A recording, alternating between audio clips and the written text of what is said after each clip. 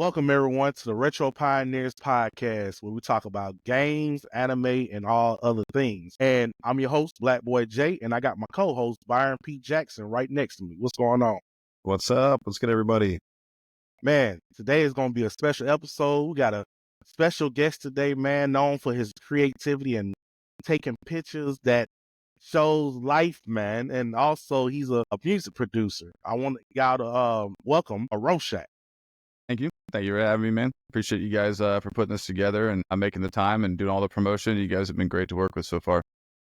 Yeah, thanks for coming on, man. Definitely appreciate you. I think you're our first photographer. Is that correct? Probably. If I don't, yeah. Sounds good. We'll see if we can shed some light on how to take pictures and enjoy yourself. Yeah, we're trying to expand our horizons a little bit and get out into the interwebs and, grab all the creatives. We're going to bring all the creatives on. Yeah, I've seen you guys have had some other creatives in the past and some people with all sorts of backgrounds. So it's really cool what you guys are doing, not just having a niche, but just trying to find all sorts of creatives to come in. And it seems like gaming is like the one thing that you're trying to tie in, at least with their background, which is also cool because there's a lot of creatives and gamers who get overlooked. So it's awesome. Well, you hit the nail on the head. That's the thing is our generation, the millennials plus the older Gen Zs, is that I feel like gaming ties us all together in so many different ways. Coming up through the internet age, it's kind of the unsung hero of the internet. I feel like gaming has been there the whole time. Different levels of gaming have connected all of us artists. Yeah, thanks. Absolutely. Yeah, appreciate you guys. So, getting started, right? Tell us what brought you into your career as far as becoming a photographer, and kind of give us a glimpse on what made you do that and DJing. Sure. Yeah, when I was a kid, I didn't really do well in school. When it came to the only class I really ever did well in was math, but everything else I just couldn't pay attention to save my life. And I found photography, my sophomore year, and my photography teacher was just so influential to me. She really told me to chase photography and to express myself. And I was privileged to learn photography in a dark room. So I actually got to, create black and white prints at school and did so well that the next year I became, in the advanced class, and the year after that, I got to be a student teacher. So here I am with terrible grades in every other class, but the school was like, you know what, we need to let him explore this and have something to look forward to in his life. And then one day my teacher said that she was traveling to Ecuador, coming up near November, and just said, if anybody in the class wants to come along, ask your parents. And so I had never had a senior trip like my brother had, and my mom and dad said, well, do you want to go to Ecuador with your teacher? And I said, yeah. So I got to go to Ecuador when I was 17 by myself, stay in a private zoo and rainforest for a week. And really that blew up my passion and love for photography. So my first company I ever had, which I still have today, is Visual Foundations LLC. I started that when I was 17 years old. Started selling my pictures and prints. And then I realized that turning my passion into a job was like quite draining. And so as I got older, I really fell in love with dance music. This might sound cliche, but I was riding to my brother's friend's house when we were a kid, and I heard Sandstorm come on the radio. And I wasn't really big into music as a kid. I didn't really relate to a lot of music people listen to. I was really big onto like Weird Al Yankovic and Eiffel 65. That the CD with Blue on it was like my favorite CD, even though Blue's the worst song on the album. If you don't agree with me, go listen to that album. All those songs on that album are banger.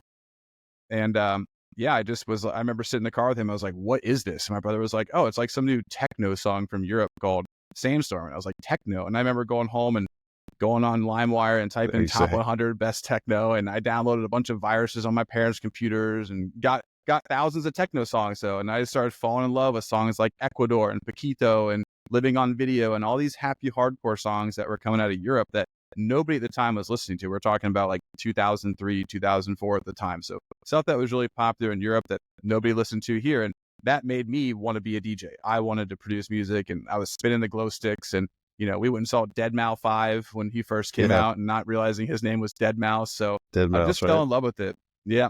Just fell in love with the music, and didn't really listen to anything other than dance music for like almost a decade.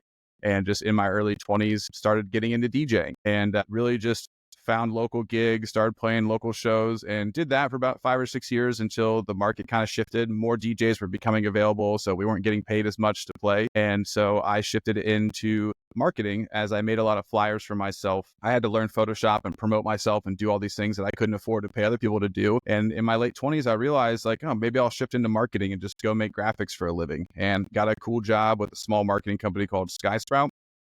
Shout out Nick Francis, was like the first boss of my life that's ever actually really believed in me and supported me and my creativity. He really let me flourish there, and learned how to build websites under him. He just kind of let me take on all sorts of jobs and tasks. And I did that for 2 or 3 years. And it just led me down this path of doing all those things now. So now I take videos, photos, I can build websites. Really anything that you need visually for the foundation of your business is what I do at Visual Foundations. You know, you can pretty much call me, you get to work with just me, and I can help you do anything essentially to get your business going, from logos to website prints, whatever you really need. So that's kind of what I was doing for the past 6 or 7 years, until my brother saw my talents and he asked me to come over and work for his jewelry store. So now I'm stuck working for the family business.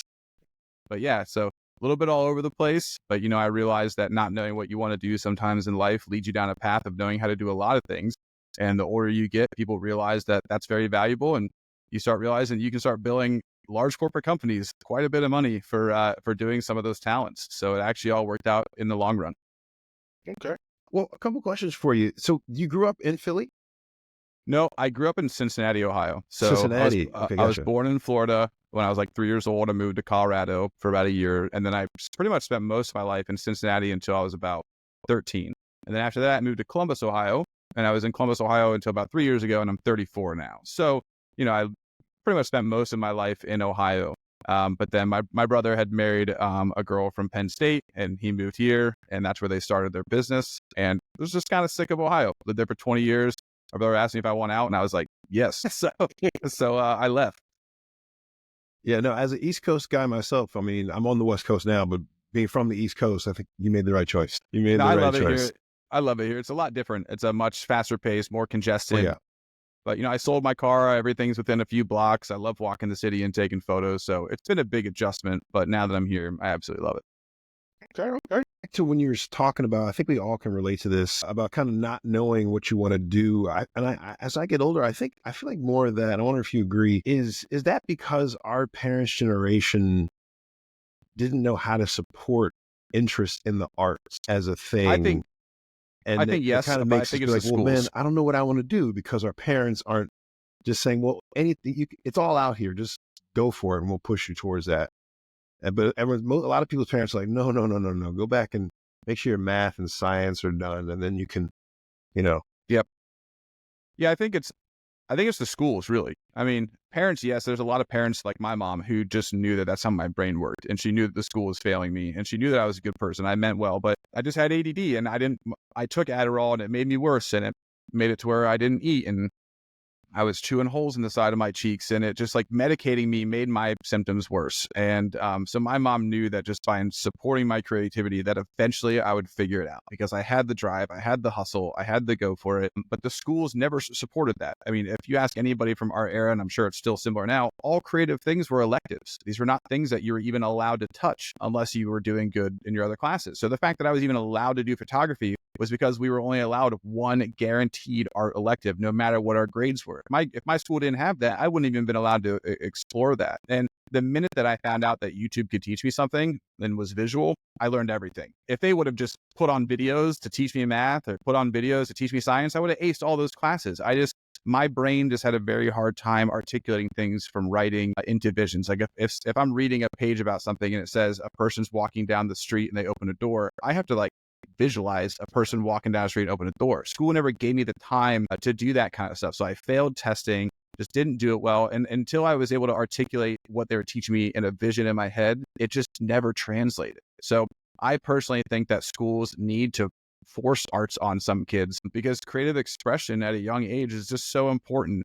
And we're taught that it's something that you have to earn when we grow up, and every single person who makes fun of you for making those all of a sudden need photography, they need logos, they need websites. Like all the people who made fun of me growing up for being an art nerd wanted to hire me in my mid-20s once they all saw my portfolios and stuff. So I think it's just the ideology that art kids they're not what you should be, if that makes sense. That's kind of always the sentiment I got from school.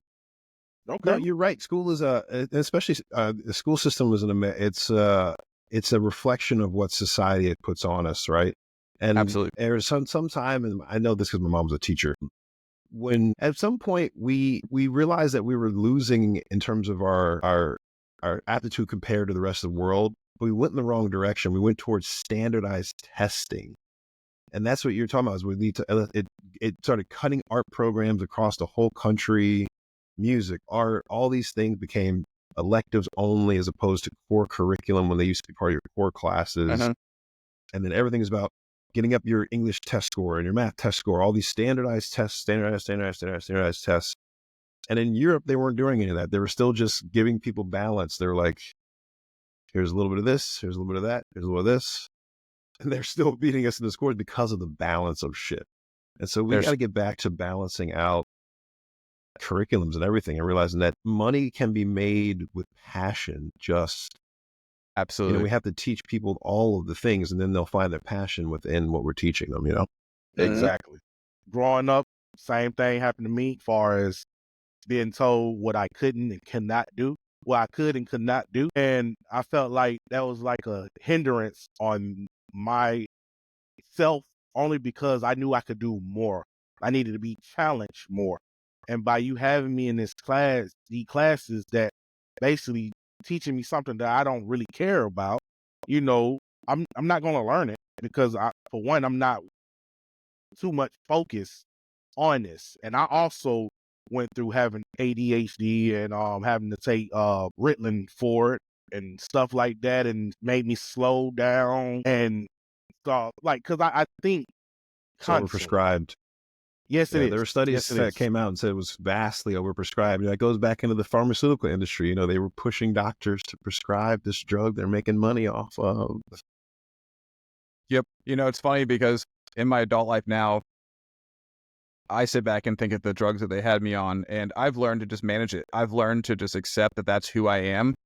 Being able to juggle different tasks is something that I'm very good at. I can manage multiple projects at once. That's something that people who don't suffer with ADD struggle with sometimes. They have to stay focused and locked in. So I look at it as we have different strengths, but you have to have self-accountability no matter who you are as an adult. Like if you have stuff that you have to get done, you have to find a way to calm yourself down, whether that's through drinking some tea, listening to some music. It's like, for me, it's putting in my ear pods. When I put my ear pods in and listen to music, I isolate from the world. I don't hear as many distractions. And when I was a kid, I subconsciously did that. I ran headphone wires through my hoodie in class and I was listening to music because I didn't hear the pencils and the kids talking, and I was able to actually listen to the teacher by blocking out this side of the room. So as an adult, learning the power of music just can really help you focus was such a game changer for me. And putting on great artists like Boris Brejcha and guys who make wonderful, like minimal techno music that don't have any vocals in it, things that you're not trying to sing while you're getting work done. It's like, it's better than taking drugs. It really is. You can really lock in and get stuff done. It's why the lo-fi channel has blown up so popular on YouTube, is because people realize that music that slows them down allows them to concentrate and focus. So I think really not telling somebody that there's something wrong with them. I don't think there's anything wrong with anybody. I think that we're all just different, and we have to learn what our do's and don'ts are. And you have to be willing to have hard conversations with yourself. It's like you can't use your ADD as an excuse to not get work done. And as an adult, that's one hard thing that you have to deal with, like growing up and realizing that nobody's going to fix your mistakes for you. Nobody's going to do your work for you. Nobody's going to show up to work or put your pants on for you. You got to do that stuff yourself. And if you want to put your left sock on, then your pants, then your shirt, then your right sock, and that's who you are, go for it. You know what I mean? And I think just being told that it's okay to be that is a big motivator for a lot of people who struggle with their self-identity or just natural creatives to begin with. Well said. So, Well said. what is your creative process when you're doing your photography or when you're doing your music? My creative process is to try as hard as I can to get into a flow state, because and if you guys aren't familiar with the flow state, maybe not you guys are, maybe you guys are, but if listeners aren't, a flow state is when you just kind of feel like you're not thinking anymore, you're just doing. And you're not thinking about work, you're not thinking about family or the girlfriend, you're just locked in on what you do. And for me, music really separates that. So we'll use my photography walks for an example. I always go out on walks throughout Philadelphia and I record them on my Action Pro. And so I can record reels and I put the long form videos on YouTube so people can see the whole creative process of me just walking around and hunting for photos, so to speak, right? But when I'm out taking photos, I'm just relaxing, man. I'm just really it's my happy place. I put in my music. I'm walking so much slower than I normally do. I'm looking at everything. I don't just look at the pole. I look at the stickers on the pole. I'm not just looking at the fence. I'm looking through the fence. Oh, is there a cool subject on the back side of it? It's really just slowing down and appreciating life is probably the best thing that comes from doing photography. Now, music is a little different. Music is all experimentation. Music, the creative process with music is maybe you're trying to replicate a song that you like, or maybe you just want to focus on sound design one day and not try to produce a whole song. And I think that a lot of art, everybody is racing to create a finished product. They're always trying to get something done so they can get it out and get recognized for it. But the best artists and the people who make the best stuff just truly are having fun doing what they're doing. You know what I mean? And if I wasn't enjoying music in my photography walks as much, I wouldn't see a lot of the pictures that I see. So for me, it's just when I'm out taking photos, I'm focused on controlling the light so things aren't overexposed, and I'm focused on framing because everything else I can come home and change and post. So I don't try to overthink the process too much when I'm out there. I know what I can do on the end of editing. So just getting yourself some good raw materials to work with when you're out capturing is really my focus, and just having fun, not making it feel like work. It needs to be, I think there's a great saying, I don't know who said it, but you have to play when you make art. You have to be afraid to make mistakes or move the brush in places you wouldn't move. And you have to be able to take risks and try different things. And you have to be in a state of play. And so to me, it's just really just enjoying myself, relaxing, and not taking anything too serious, and not worried about what people are going to think of me either, because walking around with a camera strapped to your chest, I look like a complete moron sometimes. And I'm talking to myself like, hope you guys like it, like and subscribe, so getting over the judgment of other people is a really big thing for me. I've always dealt with, skin breakouts and not wanting to show myself on camera. So even doing this is a big step for me. So I think just being comfortable in your own skin, being proud of who you are, and don't be afraid to go out and create, because the world needs more people who can create. Yeah, exactly. No, that was all great. I appreciate what you're talking about slowing down. A lot of people forget that that's the keys when you're doing anything. It's not that rush. That's the young man's game, is trying to sprint to the finish, not realizing that it's the journey of it. And that's along the journeys where you'll find the nuances and you'll find those new paths. That's what people forget. I really got that when you were saying about you're slowing down, you're looking through the fence, see what's beyond it. That's the key to everything, especially when it comes to art. Whether you're talking about writing, creating for video games or acting or, even producing podcasts, frankly, it's all about taking that time. Yeah. I think for me, like, going back to just being medicated stuff, when I was younger, I took Adderall. I had a prescription, and that's when I wrote all my music. And when I was on Adderall, I could write music like nobody's business. I'd stay up for 12 hours and work on a song. And when I stopped taking that medication, it completely killed my creativity. For 3 or 4 or 5 years, I really had no ability to make music because my body was so used to being in this hypersensitive state when I was producing, that now when I was going through those withdrawals from being on that medication, I had no creativity. And like you're saying, I was in a rush. I could not enjoy the process. I'd sit down, I'm like clicking, I'm like, gotta get the drums. I'm like, chill. Like, I'm so worried about getting the song done. I'm like, I can't even enjoy the sound process. And it was like somebody is like, it's like that hovering over you feeling that I gave myself. And I don't experience that with photography because you're out walking in nature, you're breathing. So I think having some different types of art and avenues can really help you fix that. Like if you're stuck in a creative block or you're stuck feeling like everything you do is such in a rushed state, you got to find something else to do to slow you down. Because if you can't find that in making music or drawing, then maybe it's just going to an art store and looking at other drawings. Maybe it's walking outside and taking pictures of things that you want to go home and draw. Because as soon as you go out there and you have fun and you get that dopamine release of finding and creating art, you're so much more ready to come home and just chill and be relaxed. And I think the older we get, the worse it gets, right? Like when you're a kid, time is a number. When you're an adult, time is everything. Like you only have X amount of hours in the day. You got to get to sleep before work. And creatives like me, I love just binging on one project for like 3 days straight with no break. Like I really hate taking breaks and stopping. So I really think finding the work-life balance as an adult and making sure you can spend an hour or two a day on what you love, and not just always producing an end product, but just doing something that you enjoy, whether it's walking, creating, absorbing information, educating yourself on something new. That's just so important to keep the fuel going, because when you learn new techniques or you see new locations, that's the kind of stuff that really gets you going every day. It's not the end product. You think it is, but it really isn't, because I have tons of end products that I'm willing to post, but that's not what motivates me to go out and shoot. What motivates me to go out and shoot is knowing that I'm going to have some time to myself and relax and just walk through my process, if that makes sense. Yeah, that makes total sense, man. Totally. And I mean, coming from producing the podcast, right? It's like you have to have a boundary. You have to give yourself a schedule for one, and understand I got to stick with this schedule because it shows consistency. So Yep. like right now, we only have one episode every Sunday, and that's only because, like you mentioned, us being adults now, we have lives that we have to accommodate, and we can't just give sometime our passions all of our time because it's not reality. We can't do that. But at the same time, it's all about picking the day to do marketing, picking the day to post the marketing, picking the day to get your guests. It's just everything is time consuming. But once you get that creative schedule, get your creative schedule on par, everything just seems so seamless. So it's just, you gotta slow down. You gotta take your time and release your content when you feel like it's best. A lot of people feel like it's not our time, it's the viewer's time. But how can you get a viewers your best if you just focusing on that aspect? Yep.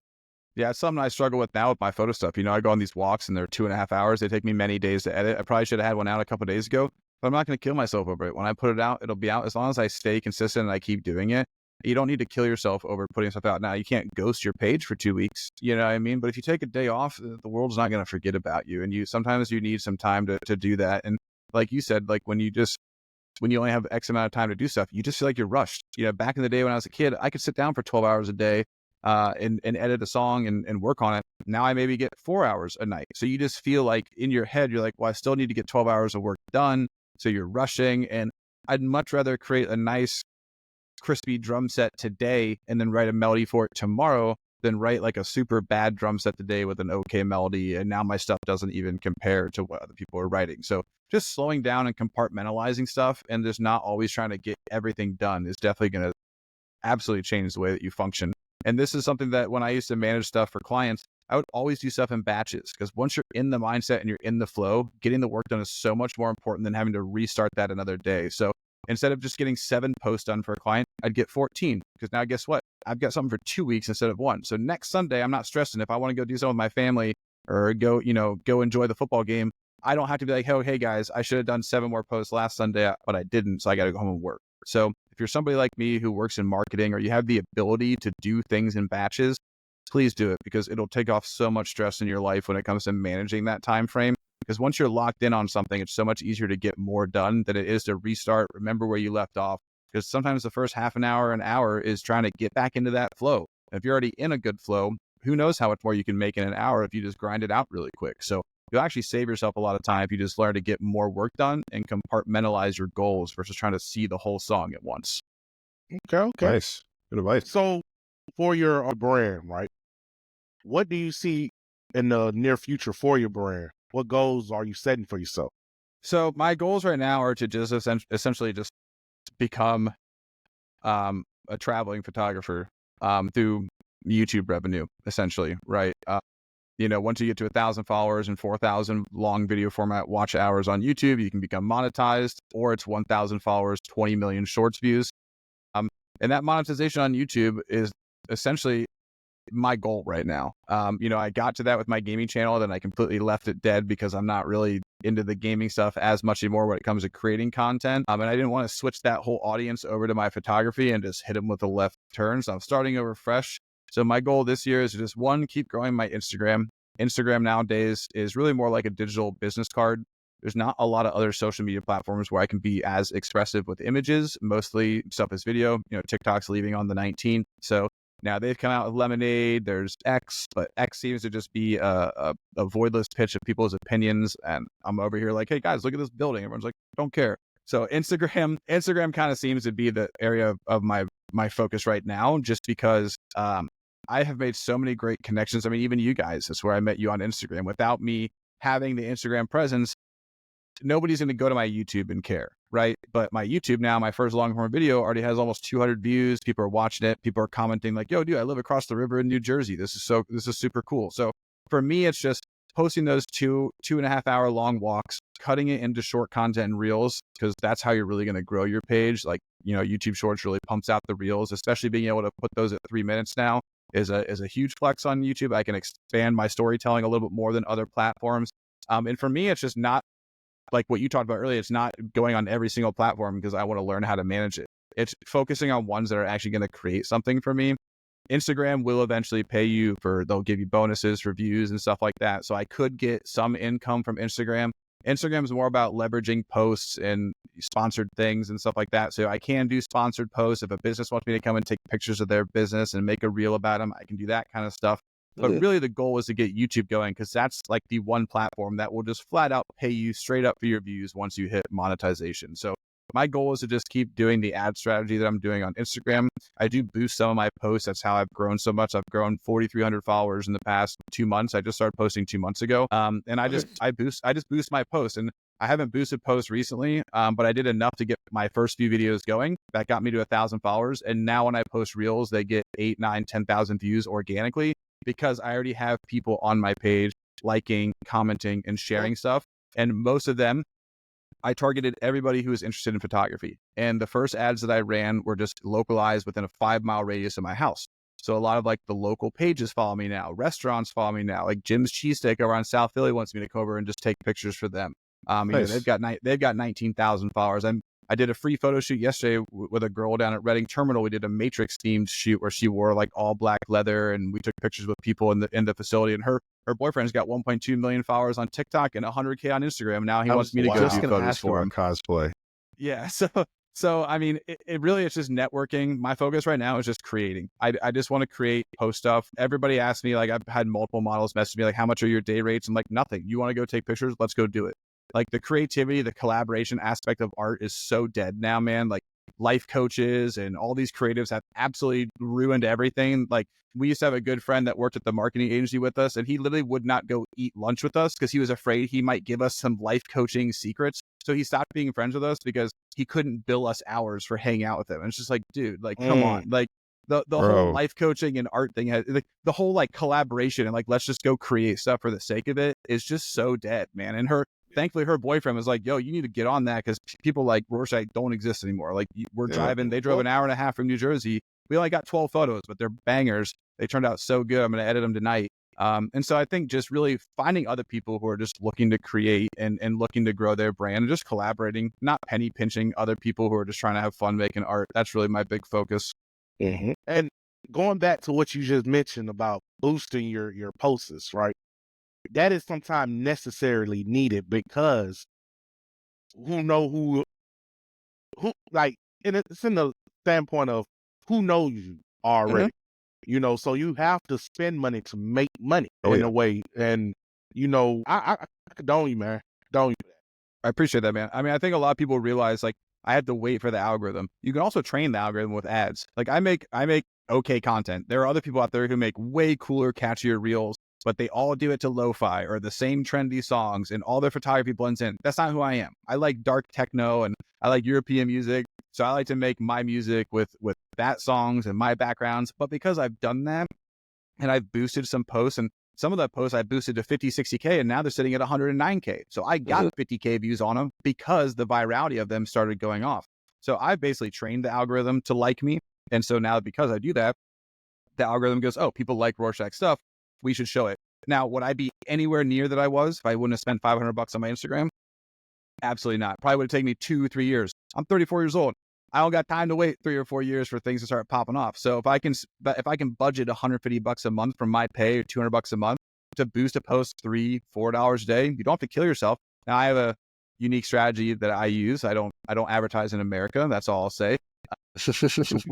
Pro tip: it's way cheaper to advertise in other countries. So if you're an artist or a creative and you want to grow your page, I'll give you a little insight. I spent $175 in Philadelphia and I got 7,000 views. I spent $150 in other countries, 300,000 views. So you do the math on whether you think it's worth it to advertise in America or not. Now, my first $150 I did spend in Philadelphia because I wanted locals to follow me. So I grew my page to like 600-700 followers of local people. But after that, I found English-speaking countries overseas that have very, very, very low marketing rates. And I basically get 15 to 1,700 views per dollar, per US dollar, whereas in America, you get about 150 to 200 views.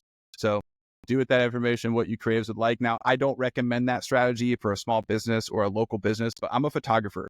I just want people looking at my pictures, commenting and sharing. Same as if you're a musician or any type of digital media art. You don't really care where they are in the world. You just care that they're watching your stuff. So I run ads to Indonesia, to Philippines, and to Vietnam because they are all very high speaking English countries. I target people who are in their 18s to 35 who like photography.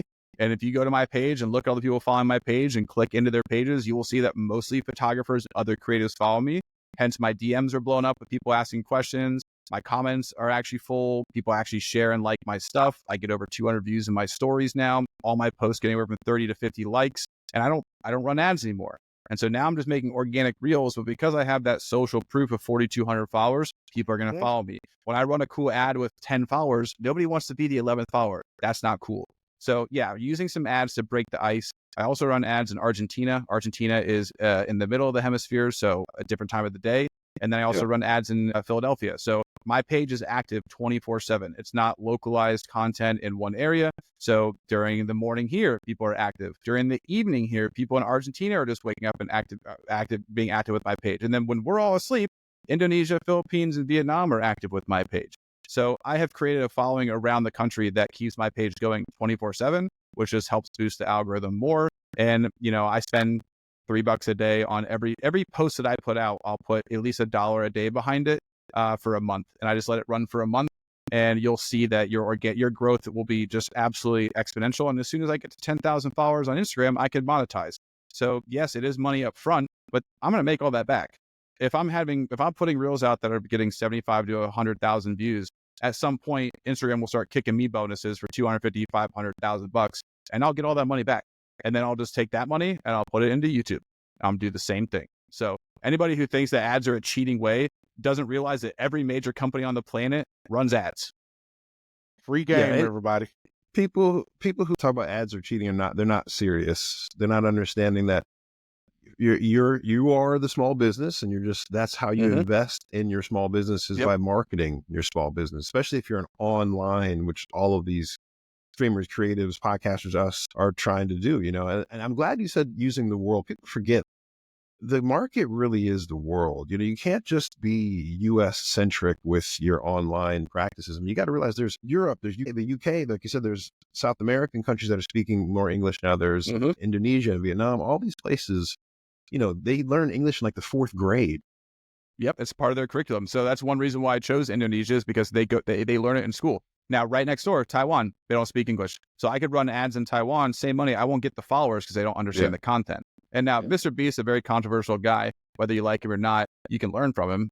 You can always learn from the smartest people in the world, whether you like him or not. And Mr. Beast, 70% of his audience don't speak English. Okay, the reason that Mr. Beast is so big is because he has a company take every single one of his American videos and he translates it into other languages.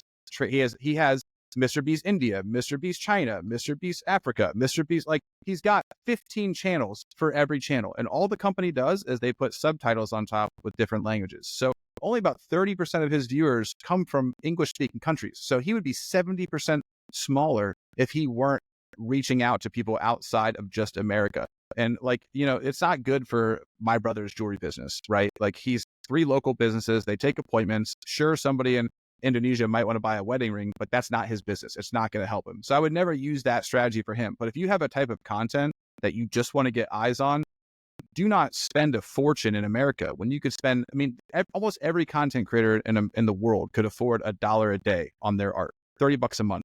That's 40,000 views a month, I can guarantee you, on your art by just running a $1 a day ad to those 3 countries. And you know where dance music and art and creatives are super popular? Southeast Asia.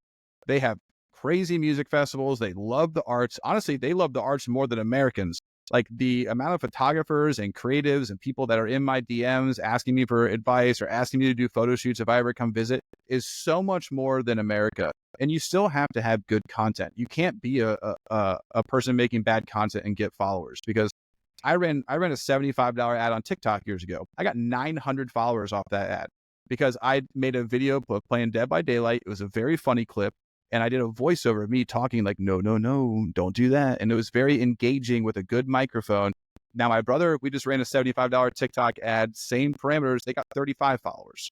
So your content will definitely determine who's going to follow what. That was my brother's brand, trying to do a Black Friday promotion.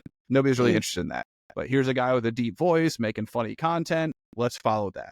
So you still have to make engaging content. Anytime I make a video, I show my face, I introduce myself, I say, my name is Roarshak, these are my photos, and then I show them so people can see who I am. Those videos perform so much better than ones that don't have my face in it. It is crazy. I'm talking 3 times the engagement and followers just because I put a silly picture of me on the elevator with my camera gear on, literally just doing like a selfie. And that's the first thing you see on the video. Really being personable, putting yourself out there, and don't be afraid to run ads. They can change your life. Okay. Well, Noted. Duly noted. Let's get to the nitty gritty, right? Your gaming history. Yeah. What's your retro life all about? Well, I'm a big Pokemon nerd. Pokemon Yellow was my favorite Pokemon game of all time. I got the yellow Pikachu Game Boy when I was a kid for my birthday. It had no backlight. I used to sit over with the little squiggly light underneath my lamp playing it at night when I should have been in bed when I was a kid. And N64 was coming out around the corner, and my brother went and applied for a free N64 from Kroger, which is a grocery store in Ohio. And we won. So I had an N64 2 months before anybody else in America did. And probably should have kept that one because that would have been an NFR serial code. Put that in a box, probably would have been a millionaire right now. But I ripped it open and played Super Mario. I had kids who were literally signing up. My mom allowed 4 kids to come over after school every day and play it with me. And I had kids signing up at the lunch table to come over and play Mario with me. And I had the picture. I can send you guys a picture of it, of me and my brother holding the N64 with the congratulations, Ryan. And well, apparently it says congratulations, Ryan Salmons. But in the picture, my older brother was holding it. So, I got some beef to talk to him about that I won it, but he got the cool picture. But so was big into N64, absolutely loved Zelda games, loved Mario, and then obviously, as more Nintendo came out over the years, I got really big into like Switch and stuff. But for me, like the big gaming moment for me was when Xbox came out, man. I mean, it was the future at the time. That green box, the graphics, everything they were coming out with, there just wasn't anything like that yet. And I will never, ever forget my Christmas when I was a kid. My brother and I both got an envelope, and it was a scavenger hunt for our Christmas present. And it made us go in the garage and then the backyard and the dog house and then upstairs. And it finally led to the dog cage in the living room. And I go to the living cage, the cage, and I open it up, and there's a big box underneath the dog bed. So my brother and I pull it out, and we rip it open, and there it is, Xbox with the big green X. And I just remember losing my mind with my brother. We just could not believe it. And my mom it came with Halo. And then my mom got my brother a football game. My brother's not really a nerd like me, but he likes sports games. So I remember my mom handed me this game called Halo Combat Evolved. And she goes, if you don't like that one, we'll go to the store and we'll get you a game that you do like. And she goes, but if you want to keep it, you can keep it. And I remember looking at that case going, do I want to play this? I looked at the back and I was like, sure, I'll keep it. Turned out to be one of the best game ever. Oh my God, the music, history, dude, life-changing. I'll never forget turning on that game and just hearing that music. I probably sat there for 5 minutes and just listened to it. It was so good. Even now, as a 34-year-old man, if I see videos of people singing that song somewhere in like an echoey room, it like really brings tears to my eyes. Like, I don't think people really understand how influential Halo was to us millennials as a kid. I mean, it was just like groundbreaking. But see, the crazy part about that whole situation, right? Imagine if that time Halo Combat Evolved was a multiplayer game. Yeah, well, it was on split screen, but they didn't have Xbox Live yet. Couch co-op and LAN parties only. Yeah, and I had an older brother, and I had friends in my neighborhood who played it. So to me, it was always a multiplayer game because I probably never played that game by myself. You know what I mean? But yeah, if it would have had multiplayer, it would have probably broken the world even more. But it was just something about Xbox, man, just broke everything for me when it came to gaming. And I was really big into Ogre Battles 64. It's a game on N64 that was way ahead of its time. No one knows about it. It was a top-down RTS game with characters that would evolve with stats, and based on their strength and stats, you could evolve them into other characters like Valkyries and stuff. And it had it had like 5 different story ending types. You could recruit good characters or bad characters, and then that would lock you into like the good or the bad. And every character had a unique thing to unlock them. I was just like, oh my God, like the limitations that N64 created forced all those developers to be so much more creative and use all of those tools. I mean, even if you look back at the music from old retro games, the reason it was like the music is so good is because they literally only had 8 bits of data. They only had 8 notes, musical notes that they could put in, which isn't even a full scale. Like it's not even 12 note scale. So they had to go in and basically get very creative with their melodies, which is why the music is so good. And nowadays, look at games who have all these tools and Unreal Engine, and we can't get a single game that comes out with anything because the engines really create all of like the capabilities, and the creative artistic outreach that really happened in old gaming development just doesn't exist anymore. We had people who loved games and played them, creating games, and now you have publishers and people who don't play games working in the industry, and they're creating products. They're no longer creating something that they truly love. Shout out Blizzard. So sorry, big PoE2 guy here. So gotta throw a little shade at the $80 Diablo 4 with one boss. From arguably one of the largest gaming companies in the world. Just shows that it doesn't matter what tools you have, it's the creativity. And some of the best games that have ever been made are on the older systems. That's because they were forced into a box of creativity. It just doesn't exist anymore. Now, I did not know that about the old retro games, that the music was so handheld by the data inputs there. I did not realize they could only use certain scales. Yep. And now I might be misspeaking. It might be 16-bit. They had 16 notes. Either way. I might be misspeaking there, but yes, they were limited on the amount of notes that they could have in music. They were limited on the amount of data that they could have. So, I mean, if you go back and look at some like old and Nintendo 64 games, the games are like 32 megabytes. Like the whole game is like 30 megabytes. And now it's like, that's like a hot fix. That's like a hot patches for games now are 148 megabytes. Like I just got one for PoE the other day that just fixed something on the back end, and it was like 150 megs. That's 5 times the size of, Ogre Battle 64. And that game has, in my opinion, that game has more depth in it than PoE2 almost. PoE2. If you guys go and play N64 and you go play Ogre Battle 64 on an emulator, you'll be blown away with how complicated that game is. Like even the birthday system, the reward system, there's so much stuff hidden in that game where you're like, dude, why don't game developers do this now? Like it's mind blowing that kind of stuff existed back then, but we can't seem to replicate that now with all this cool technology that we have. It's crazy. And I'm sure you guys have some examples of games that you played when you were a kid where you're like, why don't they do this stuff anymore? Yeah. Mine has to be I want to say Brave Fierce Musashi on Never heard of that. PS1. Classic. Great classic, man. It's a great game, man. I don't want to, because you are a guest and I don't want to take that away, but check it out whenever you can. Check it out. I will. I was also a big Ninja Gaiden nerd when I was a kid. I thought Ninja Gaiden games were super slept on. Oh yeah. Ninja Gaiden Black was so hard. That game was crazy. Everyone's like, go play Elden Ring. It's like, go play Ninja Gaiden, dude. All these Elden Ring kids. Look, when I tell you, when I first played Ninja Gaiden Black, right, I had to skip it only because it was so hard. It was hard. Once I got done with the second one, I went back and I did it. Nice. That's one of those franchises that they let kind of fall off unnecessarily. Yep. And I'm sure it's one of those franchises that probably was getting very good pitches for games that creators wanted to greenlight, and the studio was just probably like, no, we don't. Well, they never changed it. Doesn't have a really very high Q rating right now.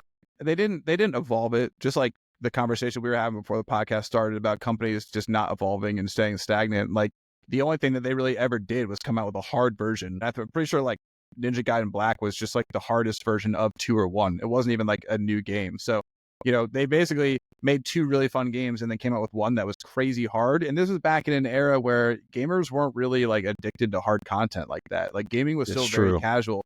Nowadays, you got games like Sun Wukong, you got Elden Ring, like it's kind of a flex now to beat those games, but I promise you, nobody would be playing those games if streaming wasn't around, because it's only cool if other people see you do it. Do you know what I mean? Like, so if there wasn't YouTube, if there wasn't the whole flex culture of like being a cool gamer, people wouldn't play those games because they're too hard. They just wouldn't. I mean, certain gamers would, of course. There's always going to be that hardcore gamer who wants to challenge himself. But most people in life only want to challenge themselves when other people are watching. You know what I mean? Yeah. Do you think that that's And that, hurting game? I mean, I feel like streaming culture is helping gaming, but at the same time, it's hurting gaming because, like you said, there's that culture of where people only want to be streaming the hottest game or what people are calling the hottest game. And there's so many other games you could be streaming and putting out there or giving light to. But, if you're the biggest streamer, you got to be streaming the hottest game. You got to be streaming Rivals right Yeah. now, Yeah, it's a double-edged sword, man. I mean, I think that there's a big trend right now that younger kids don't play games. They'd rather watch them. So numbers-wise, yes, it's actually killing gaming because kids would rather just watch a game than have to play it, because that goes back to most people don't want to challenge themselves. Like a lot of gamers that I play with, once they play a game like a crafting game or survival game where they have to go out and chop the wood or go and like work on their character themselves, they stop playing because that's self-development. That's like that's ingrained in who you are as a person. Like if you're not willing to wake up early and go to work and do the things and grind, you're probably not going to do that stuff in a video game also. And it's way easier to sit back and just watch somebody else like Asmongold or somebody who will do all this stuff for you than actually play it. And I also think it's also bad in the sense of like game development is starting to lean on it. Like if you look at Ashes of Creation, that's a new MMO that's coming out, and they're doing this whole like instance-based server thing where there's going to be like one of the people in the community is going to become like the god and like the lord of the whole server. That's going to become the biggest streamer game ever. And every server you go onto is going to have some big streamer in charge of that server. And it's going to suck. It's going to suck. It's going to be super clicky. You're going to have Twitch chat nerds in there, like basically simping to whoever's like, whether it's Asmongold or somebody else trying to get their attention. And like what made MMOs great and wonderful is going to be dead because it's all going to be like clicky, like, oh, I got to be on Summit 1G server. I got to be on Asmongold server. But then there's also the argument, like, when they all played Among Us, that was great for Among Us. It got a ton of people out there being more social and playing that game, and it made Among Us blow up. So just like anything in life, everything in moderation is better and especially the type of people who only want to watch and engage with games versus playing them. That's obviously going to be a problem, but you know what? Everybody has a right to do what they want. If they want to use it as entertainment purposes, then so be it. We're always going to have gamers. There's always going to be people who want to challenge themselves and be better. And whether that's a smaller group of people than we've had before, it'll be a smaller, more focused, more passionate group of people. That's kind of where my brain is with it. Yeah. Yeah, I agree. So what's something I'm trying to get started on the episodes, right? At the end is showcase, right? So are there any type of indies or AAA games, they already get so much publicity out there anyway. So any type of indie games that you recommend any of the viewers to play right now? Honestly, some of those roguelites really are good. Like Halls of Torment, games like that, I really love. They're like $2 or $3. They're super fun for you just to play and really engage with. It's something that you can just pick up and do a couple rounds with. But honestly, I don't really think it has to do with indie or big game developers. I think big game developers have the ability to make great products too. They just have people working for those companies that don't play video games, and it's apparent. Now, you look at PoE 2 devs, all those people play that game. They play that game, they listen to feedback. They didn't want, originally Path of Exile 2 was supposed to be its own, it was supposed to replace Path of Exile 1, kind of like what Counter-Strike 2 did with Counter-Strike, with CSGO, where it replaced the code. But what they did is they realized that a lot of people didn't want that, so they wanted a separate game, so they said, okay, we'll make it a separate game. That's all you got to do in development to be successful. When your community says, don't do that, don't do it because you have some person in a publishing company saying you should because you might make 20% more profits. Because historically, when you do that kind of stuff, the games they're not successful. So I think you've got great developers from all backgrounds who have the potential to make great products. I mean, Marvel Rivals, they're listening to their community and look at what they're doing. They're absolutely shutting down Overwatch because Overwatch doesn't listen to anybody. They don't. They add in crazy tank metas. They add in heroes that can snipe you and can out heal you and do all this stuff because instead of actually listening to the players, they just want to create a catchy new player, a character for you to join back on the game with. And they're not actually producing anything that's going to make the players happy. PoE 2 added in WASD support. One of the biggest things from them was nobody wanted to click to attack and move. They wanted to be able to use WASD. So they added it. I don't think it's very difficult to listen to your community and be successful, but unfortunately you have people whose egos are bigger than the game themselves. And unfortunately they're in charge of what happens. And creative people, I mean, look at what happened with Blizzard. They were under investigation and they found out that the executives were just sitting playing Call of Duty and they were putting their work on the other employees' desk. I mean, basically Blizzard bought Activision, and then they all became Call of Duty bros and stopped working. And that's why their games have gone to hell, because they're literally sitting at their desk playing Call of Duty. Like, that was found out in the investigation. That's not like a conspiracy theory. They literally had an inside person working there for 2 years, and they were like, dude, the bosses are just playing Call of Duty. This is a $7 billion company that makes World of Warcraft. They couldn't keep Heroes of the Storm afloat with one of the easiest games that they could have developed. With League of Legends being as big as it is, they could have easily kept that game in development. They brought on Call of Duty, and all the products that made sense have been trashed. They had Diablo 3 for years, and I played it all the time. You know what the reward was every season? An armor set that was already in the game. Come out with a new map. Come out with something, man. Yeah, like, you guys did nothing. And then you dragged us on for half a decade and said we had a huge announcement at E3 this year, and they made all their biggest Diablo 3 fans come out and watch it, and they said, we're coming out with Diablo Immortal. And the first question from the audience was some kid going, this is a joke, right? Like, it's on YouTube. You can go look it up. Go look up E3 Diablo Immortal announcement. And the first kid goes, this is a joke, right? And they were just like, well, they made thousands. They made so much money off it, man. But they were like, what? Everybody has a phone. Don't you guys want that? And everyone in the audience was like, no, dude, we want Diablo 4. And then they finally 2 years or 3 years later were like, oh, Diablo's 4 coming out. And then they come out with a product that has one boss and it's $80. Blizzard, one boss, $80. That is mind-blowing to me when you've got developers like PoE absolutely crushing them. And the Diablo 4 numbers, guess what? Guess what was on for a free weekend when PoE 2 came out? Diablo 4. So they don't listen. They've got corporate people in positions of power that are looking at investors and money. And I get that side of business. I totally get that. But what those people, and I'm going to call them idiots because they are, don't understand is that is not what gamers want.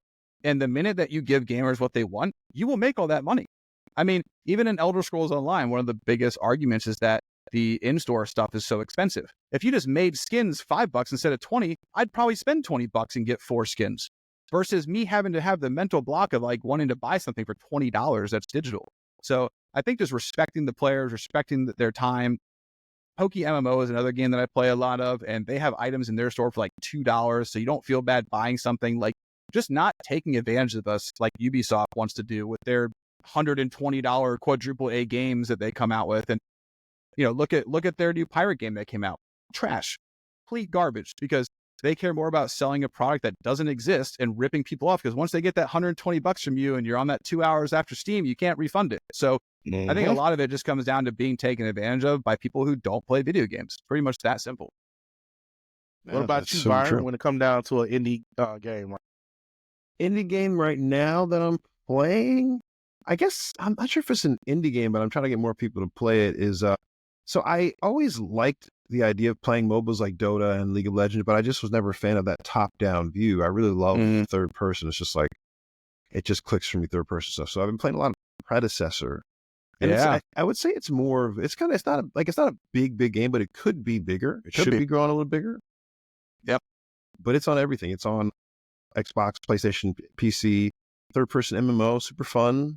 They're coming out with new characters like every other month, kind of, right now. That was a different game. That was called something else before. Paragon, and it failed, and then they sold... no, it didn't fail. This is what happened. It didn't fail? Somebody bought the assets or something, right? No. What happened was, so it was an Epic Studios game. Epic was doing it in conjunction with PlayStation. But people don't realize this was right when they first released Fortnite.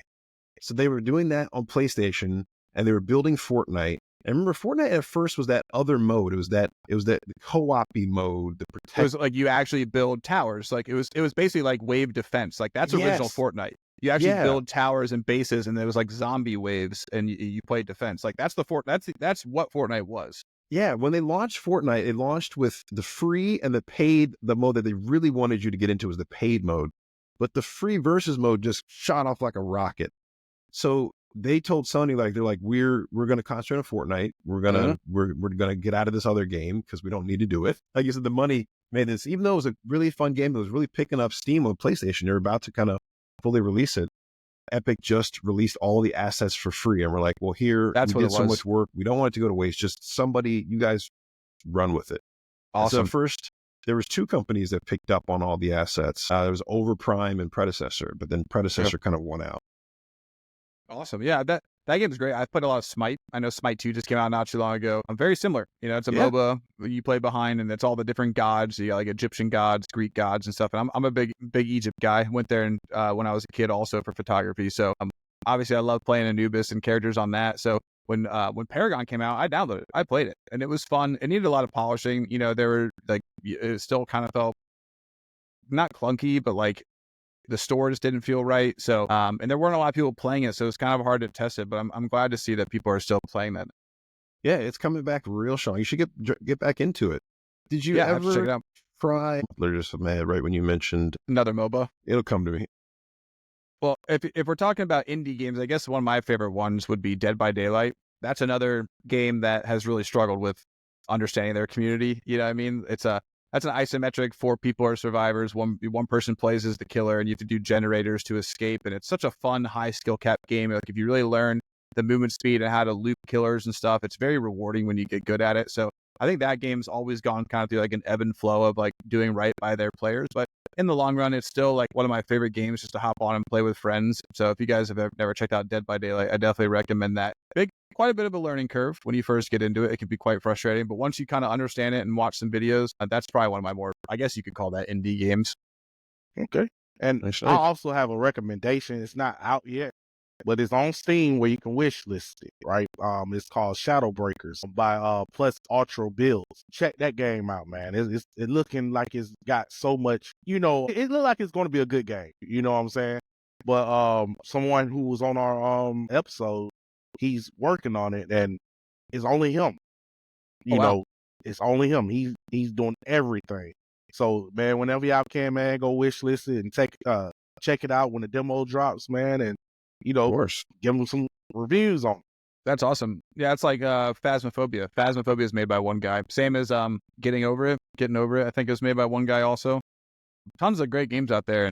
Like it goes to show that like games like Getting Over It, like literally all it is just you with a hammer and you just try to get over objects. Such a simple game at its core. But then that led to another game being made with the something up going up or whatever, like where people were jumping on stuff. So it's amazing how one developer can come in and create something great that's not $90 and actually has content. And it's like some of the biggest games in the past few years have been ones with the silliest objectives. It's not really even the shooters, and the open world games have really copied format from each other for so many years that every time a new one comes out, you just feel like you're going through the motions. You're unlocking towers, you're looting chests, you're killing mobs with bad AI. Like there's no, like Assassin's Creed has dealt a lot with this. You know, it's like Assassin's Creed didn't really innovate, and then they tried to push like the Greek and the Egypt games, and those were good.